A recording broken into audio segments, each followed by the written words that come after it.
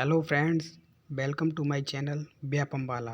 Friends, ये class आप लोगों के लिए बहुत ही महत्वपूर्ण है क्योंकि इस क्लास में विगत परीक्षाओं में पूछे गए कुछ महत्वपूर्ण प्रश्न हैं। तो आइए इन सभी प्रश्नों को फुल एनालिसिस के साथ समझेंगे। तो फ्रेंड्स, आज का पहला प्रश्न है, हिंदी वर्णमाला में वर्णों के कितने प्रकार हैं? तो फ्रेंड्स, हिंदी वर्णमाला में वर्णों के 2 प्रकार हैं, एक स्वर और व्यंजन। चलते हैं अगले प्रश्न पर।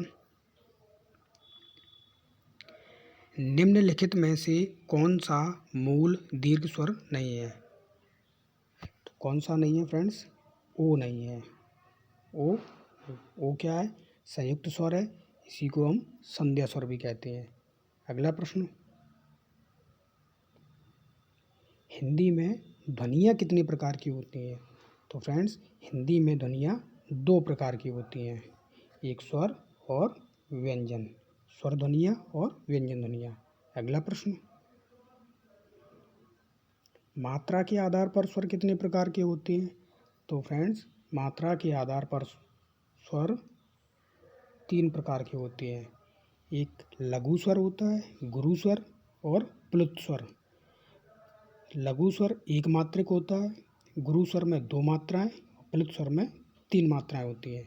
अगला प्रश्न, जीव के आधार पर स्वर कितने प्रकार के होते हैं?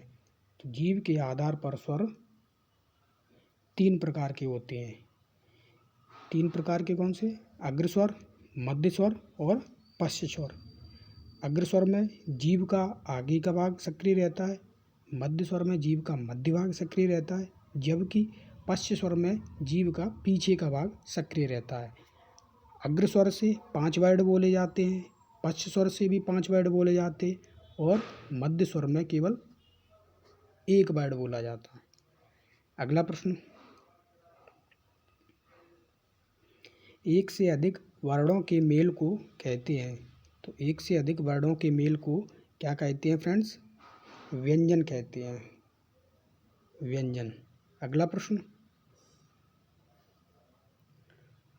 उच्चारण स्वतंत्रता से होता है और जो व्यंजन के उच्चारण में सहायक होते हैं उसे कहते हैं, उसे क्या कहते हैं? स्वर कहते हैं। क्या? स्वर। अगला प्रश्न, निम्न में से अंतस्थ व्यंजन कौन सा है? तो फ्रेंड्स, इसमें अंतस्थ व्यंजन कौन सा है? वाह। वाह क्या है? अंतस्थ व्यंजन है। अंतस्थ व्यंजन 4 होते हैं, या, रा, ला और वा। तो या और वा ये अर्धस्वर होते हैं, जबकि रा लुंठित या प्रकंपित है और ला पार्श्विक स्वर है। अगला प्रश्न, निम्न में से अल्प प्राण व्यंजन कौन सा है? तो फ्रेंड्स, अल्प प्राण व्यंजन कौन से होते हैं? जिनमें उच्चारण करने पर वायु कम निकलती है, उन्हें अल्प प्राण बोलते हैं। जबकि इसका ठीक विपरीत महाप्राण, जिनमें उच्चारण करने पर वायु ज़्यादा निकलती है। तो फ्रेंड्स, इसमें अल्प प्राण व्यंजन कौन सा होगा? गा। अगला प्रश्न, निम्न में से घोष वर्ण कौन सा है? तो घोष वर्ण कौन सा होता है?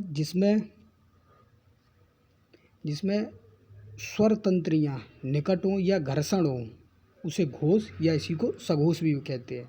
जबकि इसी का ठीक उल्टा है अघोष, जब स्वर तंत्रियाँ दूर हों। तो इसमें कौन सा घोष वर्ड होगा? जा।